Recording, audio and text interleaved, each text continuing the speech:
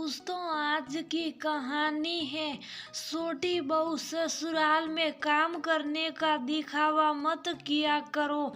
दोस्तों, कहानी शुरू करने से पहले अगर आपने चैनल को सब्सक्राइब नहीं किया हो तो कर लीजिए ताकि आपके पास पहुंच सके हर नया वीडियो।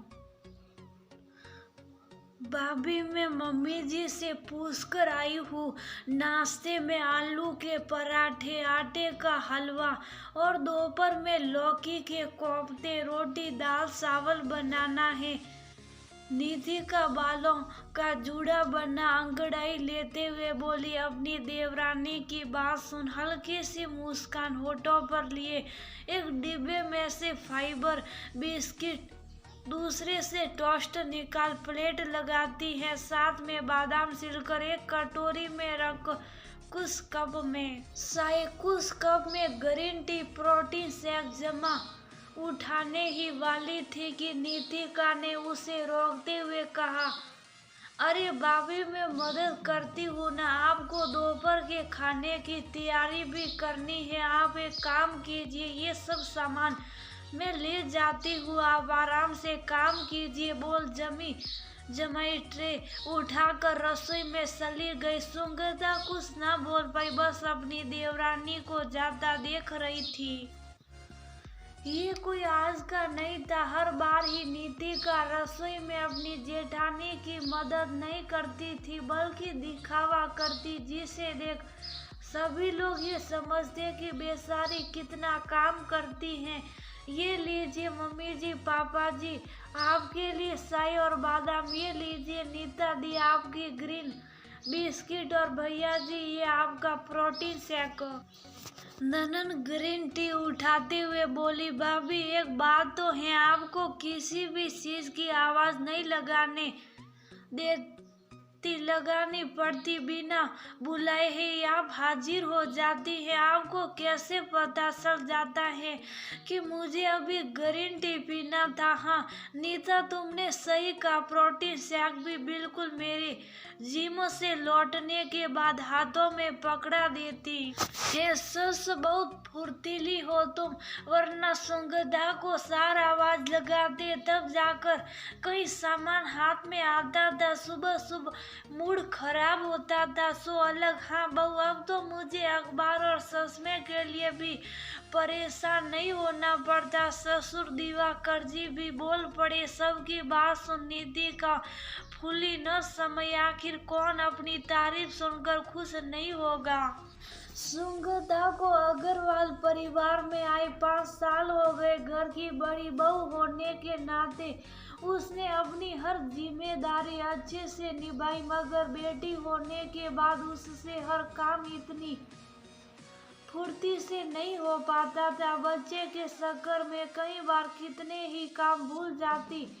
आखिर माँ बनने के बाद बदलाव तो आते हैं, ये कौन समझाना चाहता है। सबको तो बस अपने काम करवाने होते हैं। अब घर के छोटे बेटे गौरव की शादी नीति का 2 महीने पहले हुई है। वो नई बहू है, हर काम दौड़ दौड़ कर करती है, सबको खुश करने के लिए सबसे आगे रहती है। आने जाने वाले हर मेहमान के साथ बैठकर गप्पे लड़ाती। इधर बड़ी बहू हमेशा रसोई में ही काम करती रह जाती। उसकी खास बात है काम से ज्यादा उसे बातें बनाना और लोगों से काम निकलवाना आता है, और उसकी सोच भी यही थी, जब बड़ी भाभी काम कर ही रही है तो मैं क्यों अपने हाथ गंदे और नाखून खराब करूं। 2 महीने होने आए हैं मगर रसोई में बने बनाए खाने पर टिप्पणी करना, तैयार सब्जी में कटा धनिया डालकर सजावट करना और सब्जियों को टेस्ट कर ये बताना कि नमक कम है या ज्यादा, उसने इतना ही काम किया है। हाँ, बना बनाया खाना सर्व करने में नंबर 1 है। इतने प्रेम से खिलाती है कि खाने वाले को पता ही नहीं चलता कि उसने बनाया भी है या नहीं।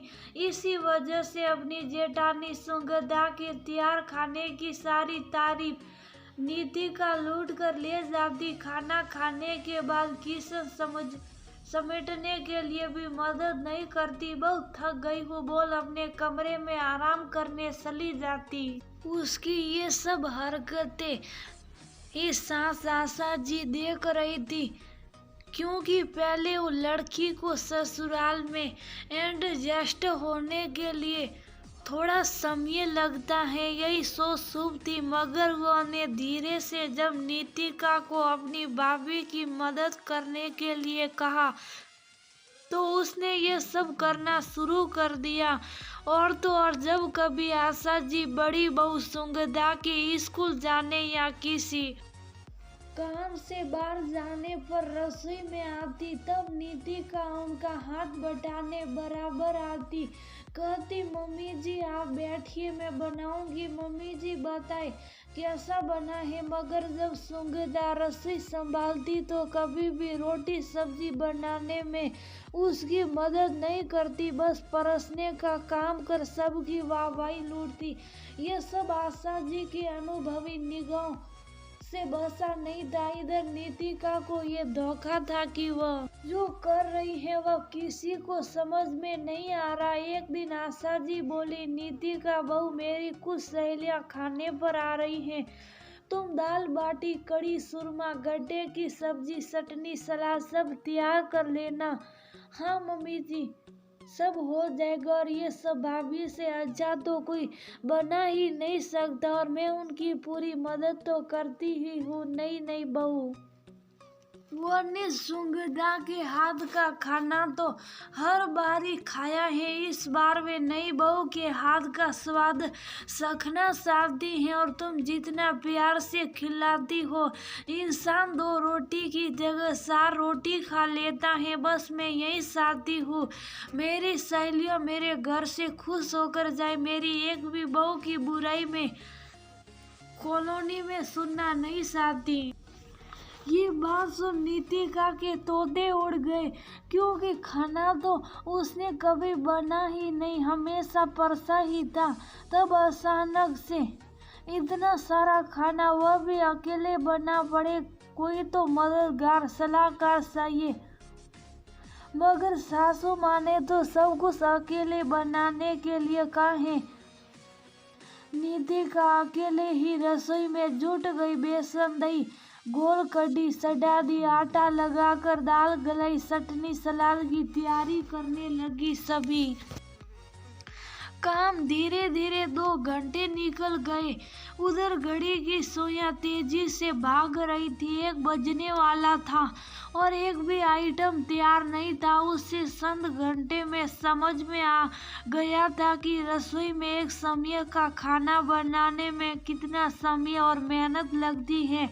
उसे याद आया, सुंगदा भाभी तो बिना किसी शिकायत के 3 समय का खाना बनाती हैं, और वह तो उनकी मदद के लिए अपना हाथ बटा दी तक नहीं। तभी रसोई में पानी पीने आई सुंगदा ने नीतिका की हालत देख तरस आ गया।